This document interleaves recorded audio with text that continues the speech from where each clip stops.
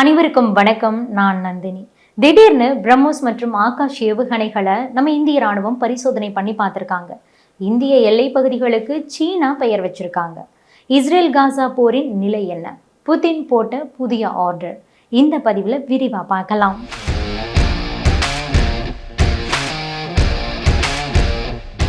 முதலில் இந்திய ராணுவத்தோட western command Akash ஏவுகணையை வெற்றிகரமா பரிசோதனை செய்து பார்த்திருக்காங்க. ஒவ்வொரு நாடும் அவங்களுடைய வான்வெளியை எதிரி நாட்டு விமானம், ஏவுகணை, ட்ரோன் இதுல இருந்தெல்லாம் பாதுகாக்கிறதுக்காக உருவாக்கியது தான் ஏர் டிஃபென்ஸ் சிஸ்டம், வான் பாதுகாப்பு அமைப்பு. அதில் ஒரு ஆளாக இருக்கிறது தான் நம்ம ஆகாஷ் ஏவுகணை. 96% உள்நாட்டிலேயே தயார் செய்யப்பட்டது. இது ஒரு medium range surface to air missile. இது பார்த்தீங்கன்னா இந்தியன் ஆர்மி, இந்தியன் ஏர்ஃபோர்ஸில் பயன்பாட்டில் தற்போது இருக்கு. தரையிலிருந்து 25 கிலோமீட்டர் தொலைவு வானத்தில் பறந்து சென்று இலக்கை தாக்கக்கூடியது. கடந்த 2014ஆம் ஆண்டு தான் இதை இந்திய விமானப்படையிலும் 2015 நம்ம இந்திய இராணுவத்திலும் சேர்த்தாங்க. இதில் பார்த்தீங்கன்னா Akash 1S, Akash prime, Akash NG இந்த மாதிரியான வேரியன்ட்ஸ் இருக்கு. எதிரிகளோட ஃபைட்டர் ஜெட்ஸ், க்ரூஸ் மிசைல்ஸ் எல்லாம் நியூட்ரலைஸ் செய்யக்கூடியது. இதனுடைய மேக்சிமம் ஆப்ரேஷன் ரேஞ்ச் பார்த்தீங்கன்னா 30 கிலோமீட்டர், மாக் 3 வேகத்தில் செல்லக்கூடியது.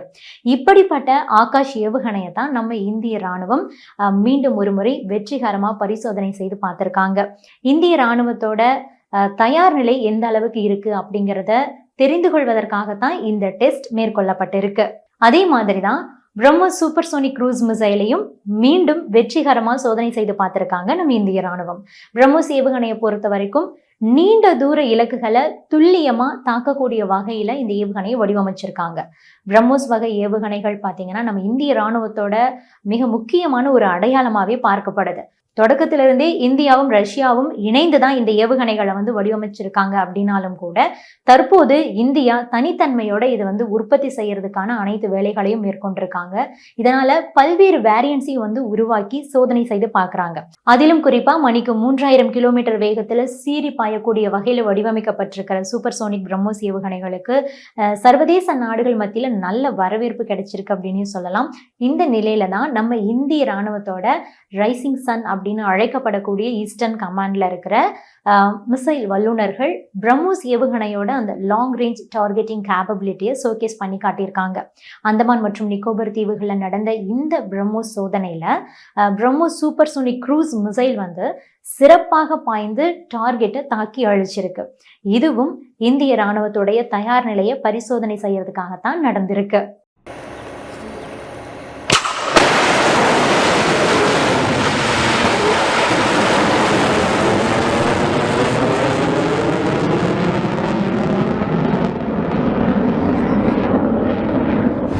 அடுத்ததா இந்தியாவுக்கு சொந்தமான அருணாச்சல பிரதேசத்தை சீனா உரிமை கொண்டாடி வரும் நிலையில இந்திய எல்லையில இருக்கிற சுமார் 30 இடங்களுக்கு சீனா பெயர் மாற்றம் செய்திருக்கிறது சர்ச்சையை ஏற்படுத்தியுள்ளது. இது குறித்த ஒரு அறிவிப்பை சீன உள் விவகாரத்துறை அமைச்சகம் வெளியிட்டிருக்காங்களாம். அது பற்றி சவுத் சைனா மார்னிங் போஸ்ட் செய்தியா வெளியிட்டிருக்காங்க. அருணாச்சல பிரதேச பகுதியில் இருக்கக்கூடிய பல கிராமங்களுக்கும் புதிய பெயர்களை சீனா இப்போ ஒரு லிஸ்டாவே கொடுத்திருக்காங்க. இது பத்தி சீனாவுடைய அந்த செய்தி நிறுவனம் அவங்க வெளியிட்டிருக்கக்கூடிய அந்த செய்தியில என்ன சொல்லியிருக்காங்கன்னா, சீன அமைச்சரவை ஷாங்னான், அதாவது அருணாச்சல பிரதேசத்துல இருக்கிற சில இடங்களுக்கு புதிய பெயர்களை தயார் பண்ணியிருக்காங்க அப்படின்னு சொல்லியிருக்காங்க. 11 மாவட்டங்கள், 12 மலைகள், 4 ஆறுகள், ஒரு ஏரி, ஒரு மலைப்பாதை, அது போக ஒரு நிலப்பகுதியுடைய பெயர்களை சீனா மாற்றி இருக்கு. இது பார்த்தீங்கன்னா சீன எழுத்துக்கள், திபெத்திய எழுத்துக்கள், அது போக சீனாவுடைய மேண்ட்ரின் மொழியோட அந்த பொனட்டிக் சிம்பிள்ஸ் இருக்கும் இல்லையா, அதை குறிக்கக்கூடிய பின்யன் எழுத்து வடிவங்கள்ல கூட அந்த பெயர்களை வெளியிட்டிருக்காங்களாம். எல்லையில இருக்கக்கூடிய கிராமங்களுக்கு சீனா தனது மொழியில பெயர் சூட்டுவது அப்படிங்கிறது இது ஒன்றும் முதல் முறை கிடையாது. ஏற்கனவே கடந்த காலங்களில் இந்த மாதிரியான அத்துமீறல் நடவடிக்கைகள்ல சீனா பலமுறை ஈடுபட்டிருக்காங்க. சமீபத்தில் பிரதமர் மோடி அருணாச்சல பிரதேசத்துக்கு போயிட்டு அங்கு பல திட்டங்களையும் நம்ம நாட்டுக்கு அர்ப்பணிச்சுட்டு வந்தார் இல்லையா. அப்போது இருந்தே சீனா அருணாச்சல பிரதேசம் எங்களுடையதுதான் அப்படின்னு சொல்லிட்டு திரும்ப திரும்ப உரிமை கொண்டாடிட்டே இருக்காங்க. இருப்பினும் இந்தியா அதை மறுத்து வரும் நிலையில தான் தற்போது சீனா கோபப்பட்டு அவங்களாகவே சில இடங்களுக்கு பெயர் வச்சிருக்காங்க. ஒவ்வொரு முறையும் சீனா இந்த மாதிரியான செயல்களில் ஈடுபடும் போது எல்லாமே நம்ம இந்தியா ரொம்ப கடுமையா எதிர்வினையாற்றுவாங்க.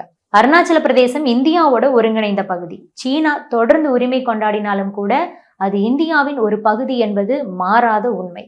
இந்தியாவின் நிலைப்பாடு மிகவும் தெளிவானது.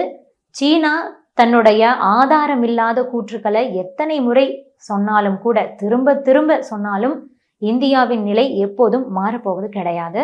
அருணாச்சல பிரதேசம் அப்படிங்கிறது இந்தியாவின் பிரிக்க முடியாத பகுதி, வரலாற்று ரீதியாக தொடர்புடைய பகுதி.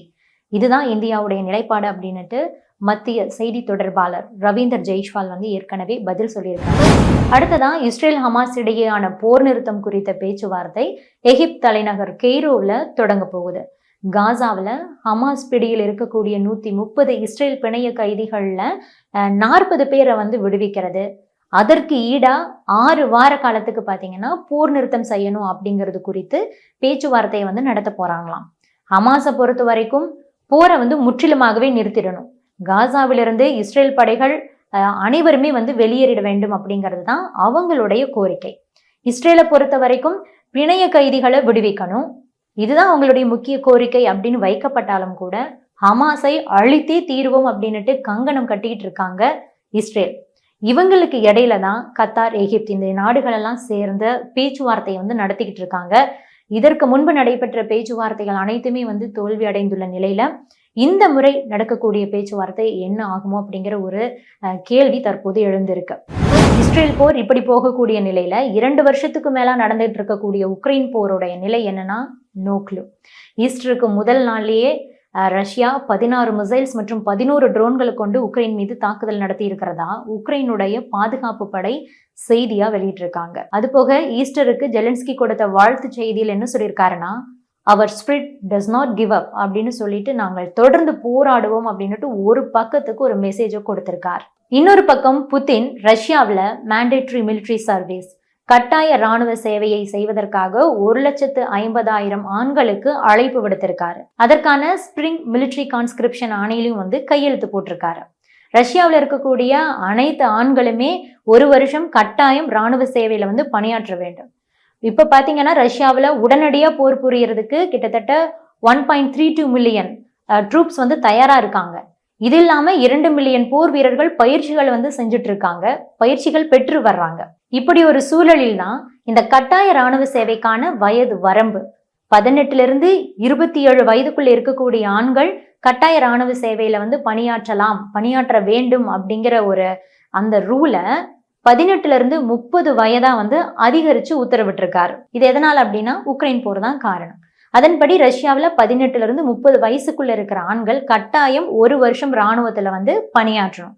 அந்த ராணுவ சேவைக்கான அழைப்பு அரசு கிட்ட இருந்து அந்த சம்பந்தப்பட்ட நபர்களுக்கு வந்துடுச்சு அப்படின்னா அவங்க நாட்டை விட்டு வெளியேறவே கூடாது. ஆக ரஷ்யாவில் இருக்கிறவங்க ஹையர் எஜுகேஷன் படிக்கும் போதே ராணுவ பயிற்சிகளை பெற்றிடணும்.